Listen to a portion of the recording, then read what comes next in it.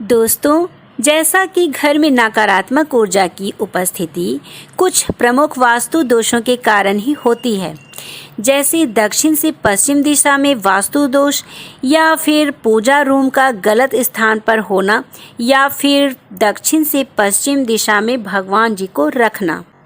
किंतु दोस्तों, इन सब के अलावे भी और भी बहुत सारी चीज़ें हैं जिनके कारण हमारे घर में नकारात्मक ऊर्जा प्रवेश कर जाती है, जैसे कि हमारे द्वारा कुछ ऐसे कार्य जो कि हमें सकारात्मक और नकारात्मक दोनों से ही अलग अलग प्रभाव देखने को मिलते हैं।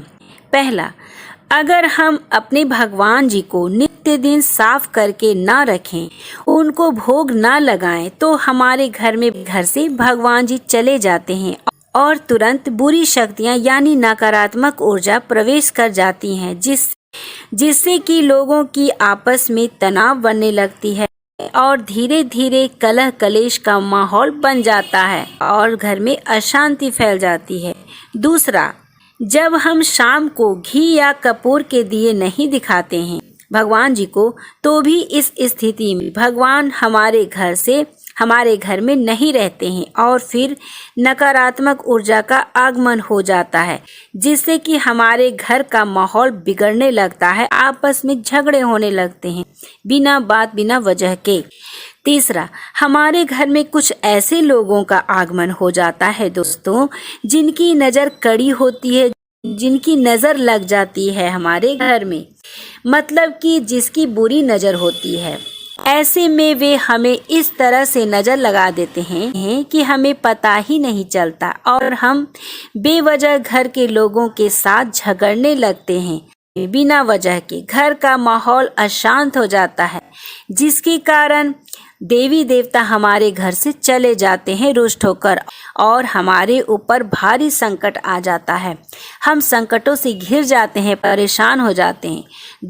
उस नज़र की वजह से जो भी हमें क्षति पहुंचती है, हम उस बात को नज़रअंदाज कर देते हैं और सोचते हैं कि ऐसी कौन सी बात हो गई जिससे कि हमारे घर का माहौल ऐसा हो गया, अच्छा था और अब इतना खराब हो गया। और हमें इन बातों को नज़रअंदाज नहीं करना चाहिए।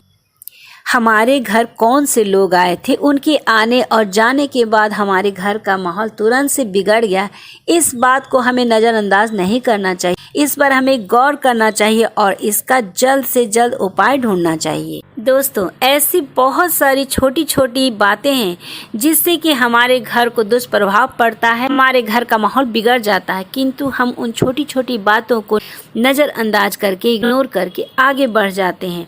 किंतु हमें आज से, इस समय से इस बात को ध्यान रखना है, हमें जरा सा बात को नज़रअंदाज नहीं करना है, उस बात पर गौर करना है और उसके नियम, उसके मतलब उसका क्या उपाय है, उसे ढूंढ निकालना है।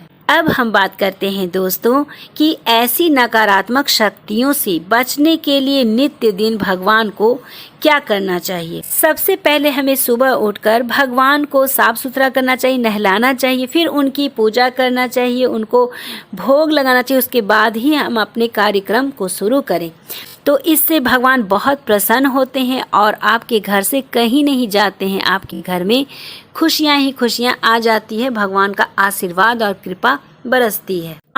अगर आप किसी भी कारण अपने भगवान की पूजा उस दिन नहीं कर सकते हैं, तो किसी से भी आप एक साधारण सा पूजा करके उनको भोग लगाने के लिए कम से कम कह दें, ताकि भगवान भूखे ना रहें। अगर भगवान भूखे रहेंगे तो आपका भी दिन खराब जाएगा, आप भी उस दिन खुश नहीं रह सकते, आपका भी कोई काम नहीं हो सकता है। और अगर कोई भी आपके घर को नज़र लगाने आपके घर आए, तो उनके जाते ही आप सूखी लाल मिर्च, थोड़ी सी राय लेकर अपने घर की नज़र उतार लें, क्योंकि लोगों की बुरी दृष्टि बहुत ही बुरा होता है दोस्तों, इसका बहुत ही बुरा प्रभाव पड़ता है हमारे घर को। तो आप ऐसा कर सकते हैं, अपने घर की नज़र उतार कर घर को सुरक्षित रख सकते हैं।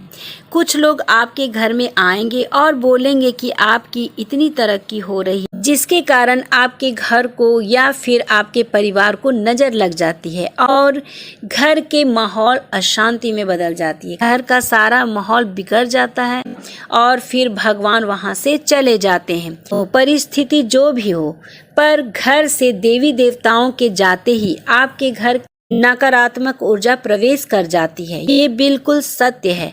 आप सब इन बातों को हमेशा याद रखना और वो सारे नियम करते रहना जिससे कि आपके घर की शांति बनी रहे, खुशियां बरकरार रहें।